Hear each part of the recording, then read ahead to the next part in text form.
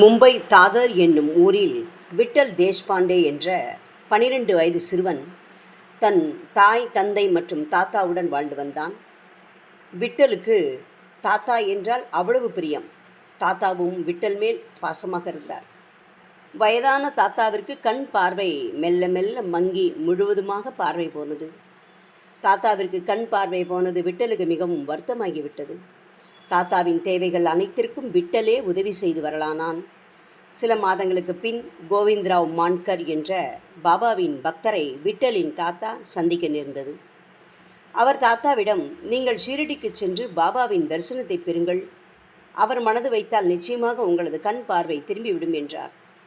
அவரின் மேல் தாத்தா மிகுந்த மதிப்பு வைத்திருந்ததால் அவர் கூறியதை போன்று ஷீரடிக்கு சென்று பாபாவை தரிசிப்பது என்று முடிவு செய்தார். ஆனால் அவரது மகனுக்கு நேரமே இல்லை. ஆகையால் ஷீரடி பயணம் தள்ளி போய்கொண்டே இருந்தது. ஒரு கட்டத்தில் விட்டல், நானே உனக்கு துணையாக ஷீரடிக்கு வருகிறேன் தாத்தா, நாம் இருவருமே ஷீரடிக்கு செல்லலாம் என்று கூற குடும்பத்தினருக்கும் அதுவே சரி எனப்பட்டது. எனவே தாத்தாவும் பேரனும் ஷீரடிக்கு புறப்பட்டனர். 1916ஆம் ஆண்டு அக்டோபர் மாதம் தாத்தாவும் பேரனும் ஷீரடியை அடைந்தனர். இருவரும் துவாரகமாய்க்கு சென்று பாபாவின் பாதங்களில் பணிந்து வணங்கினர். பாபா அவர்களிடம் 6 ரூபாய் தட்சணை கொடு என்று கேட்டார். பாபா கேட்டதும் விட்டல் தனது டிராயர் பையில் கைவிட்டு பணத்தை எடுத்தான்.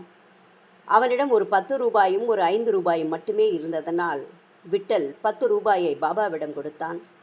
ஆனால் பாபா அதை ஏற்றுக்கொள்ளாமல் 5 ரூபாயை கொடு என்று வாங்கி கொண்டு இன்னும் 1 ரூபாய் கொடு என்று பிடிவாதம் பிடித்தார். விட்டல் மீண்டும் 10 ரூபாயை கொடுக்க முயன்றாலும் பாபா அதை வாங்காமல் எனக்கு 1 ரூபாய் தான் வேண்டும் என்று மீண்டும் மீண்டும் பிடிவாதம் பிடித்தார்.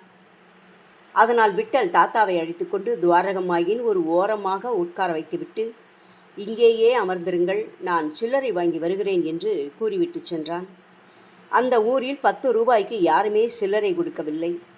நீண்ட நேரம் சில்லறை கேட்டு அலைந்து களைப்படைந்த விட்டல் மனம் தளர்ந்து அழ ஆரம்பித்தான்.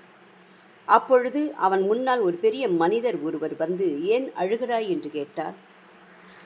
விட்டல் நடந்தவற்றை கூறி அவனிடம் பாபா மிகவும் பிடிவாதமாக இருப்பதாக கூறினான்.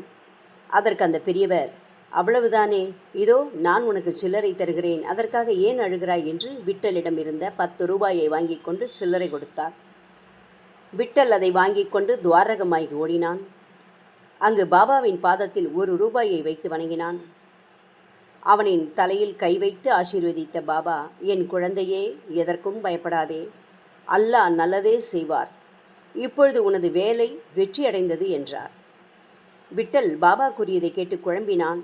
நாம் பாபாவிடம் எதற்கு வந்தோம் என்று கூறவே இல்லை, அவரும் நம்மிடம் எதுவும் கேட்கவில்லையே என்றபடி அவரை பார்த்தபடியே நின்று கொண்டிருந்தான். பாபா மீண்டும், உனது வேலை வெற்றியடைந்தது என்றார். விட்டல் மேலும் குழம்பியபடி தாத்தாவை அமர வைத்த இடத்திற்கு சென்றான். ஆனால் அங்கு தாத்தாவை காணவில்லை.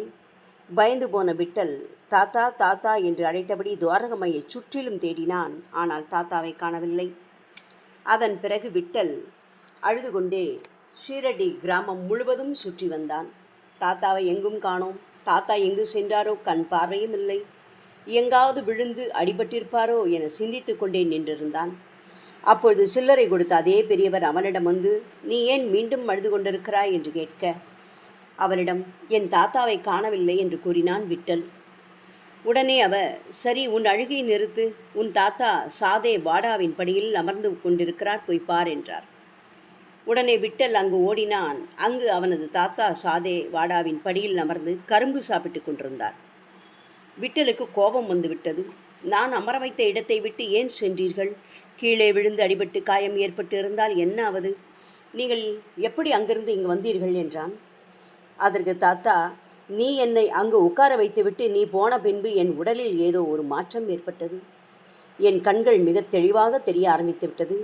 நீ திரும்ப வந்து பாபாவிற்கு தட்சணை அளித்ததை நான் இங்கிருந்து மிக தெளிவாக பார்த்தேன். அதனால்தான் அங்கிருந்து எழுந்து வாடாவிற்கு வந்தேன் என்றார். விட்டல் தன் தாத்தாவிற்கு கண் பார்வை கிடைத்துவிட்டதை அறிந்து மிகவும் ஆனந்தமடைந்தான். பாபாவிற்கு 6 ரூபாய் தட்சணை அளித்த அந்த வினாடியிலிருந்து தாத்தா முழுமையாக குணமடைந்திருக்கிறார் என்பதையும், பாபா நம்மிடம் தட்சணை வாங்குவதன் மூலம் நம் கர்மாவை அழித்து நமக்கு நன்மையை செய்கிறார் என்பதையும் விட்டல் நன்கு உணர்ந்து கொண்டான். அதன் பின்பு அவர்கள் மகிழ்ச்சியுடன் வீட்டிற்கு திரும்பினர். பாபாவின் அருளால் தாத்தாவிற்கு கண் பார்வை திரும்பியதை அனைவரும் உணர்ந்து கொண்டு பாபாவிற்கு நன்றியை தெரிவித்தார்கள். ஆனால் விட்டலுக்கு மட்டும் தனக்கு துன்பம் ஏற்பட்ட போதெல்லாம் வலிய வந்து உதவிய அந்த பெரியவர் யார் என்பது மட்டும் புரியவில்லை. உங்களுக்கு புரிகின்றதல்லவா? சாயை போற்றுவோம், சகல நன்மைகளையும் பெறுவோம். ஓம் சரணம்.